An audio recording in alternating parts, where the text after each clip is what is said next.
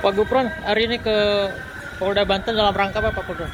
Ya, terima kasih teman-teman. Ini memang kami dari LBH AP Pimpinan Pusat Muhammadiyah telah menyerahkan surat ditujukan kepada Kapolda Banten, dan ini sangat terkait dengan kasus PIK 2 Pantai Indah Kapuk 2, di mana ada klien kami bernama Charlie Chandra yang menjadi korban kriminalisasi oleh pengembang PIK 2. Di sini telah hadir teman-teman dari LBH PP Muhammadiyah. Selain saya, di sini ada Pak Sapril, ada PLI, kemudian juga ini dari LBH PW Banten, Kang Arpan.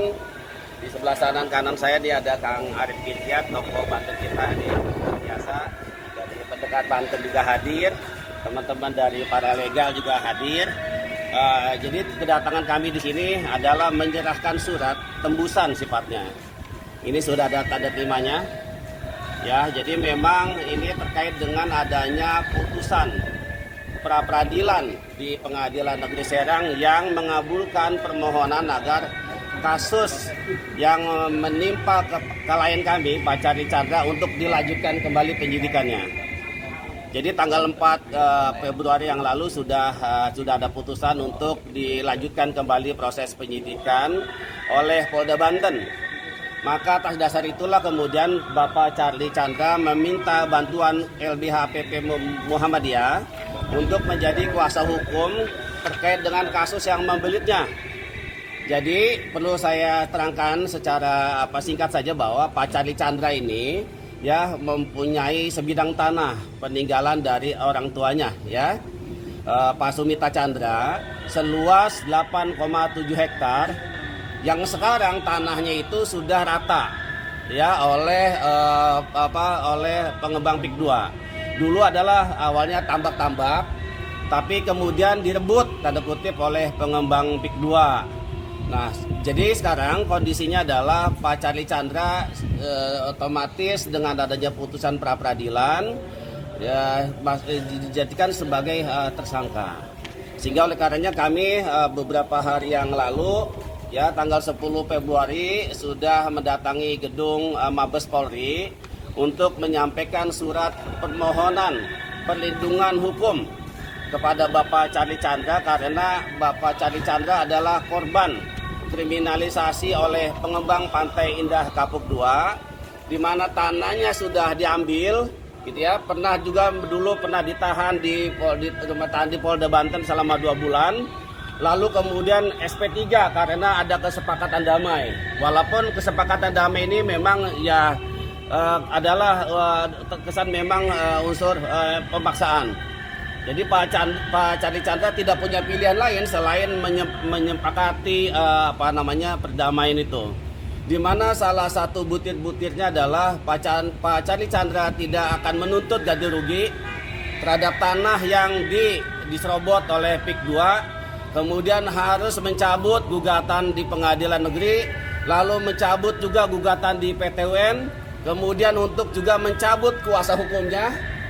Bahkan sertifikat hak miliknya diserahkan kepada pengembang Pantai Indah Kapuk 2 melalui pengacaranya Muhammad Salahuddin. Bayangkan, jadi atas dasar kesepakatan damai yang ditandatangani itu menjadi dasar laporan ini dicabut oleh pengacara Muhammad Salahuddin.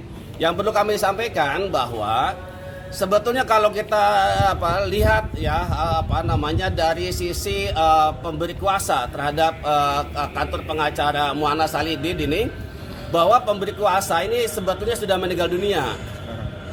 Ya, sudah meninggal dunia. Semestinya bahwa perkara ini sebenarnya sudah bisa dihentikan, sudah gugur. Ditambah dari bahwa pelapornya atas nama Ismail Fahmi ya. Ya. Itu juga meninggal dunia. Nah, ini juga menjadi pertanyaan kenapa Pengadilan Negeri Serang tidak meneliti, tidak mengecek sebetulnya siapa sih pelapornya, gitu loh. Ya, jadi harus disampaikan juga bahwa sebenarnya perkara ini dengan sendirinya sudah gugur, tidak bisa lagi ditindaklanjuti oleh Polda Banten sekalipun sudah ada putusan praper dari Pengadilan Negeri Serang. Jadi oleh karenanya kami LBHPP Muhammadiyah bersama nanti tokoh masyarakat, kemudian aktivis, petani, nelayan juga nanti akan kawal perkara ini. Ya, kita berharap Polda Banten tidak lagi melakukan proses pro justisia, apalagi melakukan penahanan kembali. Karena ini jelas dari awal adalah upaya kriminalisasi ya yang dilakukan oleh pengembang Pantai Indah Kapuk II untuk bisa mendapatkan tanah-tanah masyarakat secara gratis. Ya, jadi memang awalnya dulu ditawar dengan harga yang sangat murah, kemudian orang tuanya Pak Sumita tidak keberatan dengan harga yang ditawarkan, lalu seolah-olah dicari-cari kesalahannya, dikriminalkan, bahkan pernah jadi tersangka. Pak Charlie Chandra bahkan dituduh dia sebagai DPO. Bahkan ada poster DPO itu dipasang di dekat sekolah anaknya. Ini sungguh luar biasa, sangat bertentangan dengan kemanusiaan dan juga rasa keadilan di masyarakat. Mungkin itu saya kira penjelasan dari saya. Mudah-mudahan Kapolda bisa menanggapi surat ini dengan bijak. Charlie itu dilaporkan itu karena dasar apa ya? Jadi katanya sih karena dianggap melakukan pemalsuan terkait dengan pengurusan untuk penerbitan sertifikat. Ya, padahal sertifikatnya ini kan sudah 35 tahun. Milik ayahnya. Nah, tapi kenapa kemudian sertifikat ini malah dibatalkan oleh Kanwil? Ya, tanpa melalui proses pengadilan. Ini 35 tahun digarap, ada tambaknya, ada hasilnya. Ya, kemudian tambak itu diurung begitu saja oleh pengembang PIK 2. Orang tuanya dikriminalkan, jadikan tersangka, lalu belakangan meninggal dunia, dan sekarang Pak Charlie Chandra sebagai ahli waris juga coba untuk dikriminalkan kembali. Itu 8,7 hektar.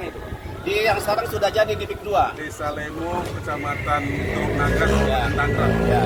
berbentuk sawah atau tambak? Dulu tambak, tapi sekarang sudah rata, bahkan sudah dibangun permukiman elit di Pantai Indah Kapuk II. Sudah dibayar itu? Tidak ada pembayaran, tidak ada ganti rugi. Ya, jadi kesepakatan damai itu memang sepihak.